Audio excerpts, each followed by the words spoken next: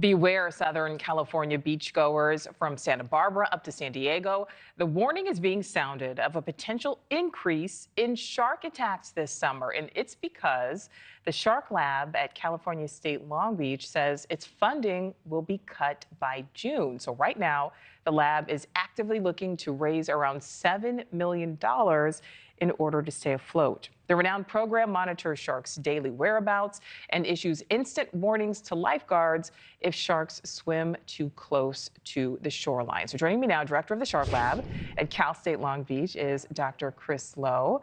Dr. Lowe, thank you so much for your time. First of all, just talk about the significance of the Shark Lab. Yes. So the Shark Lab is one of the oldest shark research labs in the country. It was founded in 1966 by Don Nelson, who was a pioneer in studying shark behavior, and we've kept that legacy going. And we know the odds of anyone actually being attacked by a shark in their lifetime are very low. However, is part of that due in part to programs like this that monitor shark activity? Actually, the Shark Beach Safety Program, which is funded by the state of California, actually focuses on looking at shark behavior and teaching lifeguards and the public about shark behavior. For example, think of our shark monitoring like the Weather Service. We know that bad weather's coming. We can't change the weather, but we can use that information to keep ourselves safer. So in many ways, the information that we're getting and giving to lifeguards and the public helps keep them safer. So we won't stop shark attacks from occurring. We still don't fully understand why they happen. But by having more knowledge, we could be safer when we share the ocean with those animals. Absolutely. And knowledge, certainly in this case, is power, like in all cases.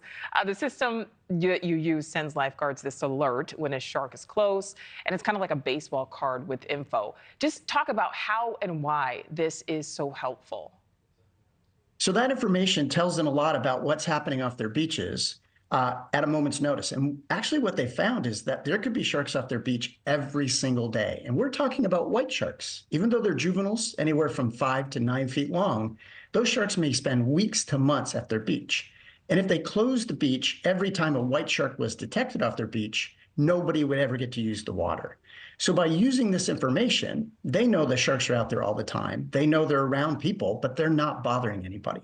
And as a result, they don't have to close beaches, and that has saved local communities millions of dollars. So, Dr. Lowe, why is the Shark Lab, why is the funding being cut? Well, our state funding ends. We only had 5 years worth of funding. We stretched it to 6. And unfortunately, the California budget is not very good right now. So it doesn't look like we will get renewed state funding. So right now we're seeking funding from private and foundation donors. And how is that going? Do you think, that attempt to get that outside funding is going to work? Well, I certainly hope so. And hopefully news stories like this will help. And my last question for you, Dr. Lowe, how has shark activity changed over the years, or at least in recent years? Well, we have seen a big uptick in shark activity, mainly because there's more sharks. And believe it or not, that's a conservation success story. Those are protections we put in place for some species that were in trouble, and they've actually come back, which is really quite remarkable. And it's a good sign that our coastal oceans are getting healthier.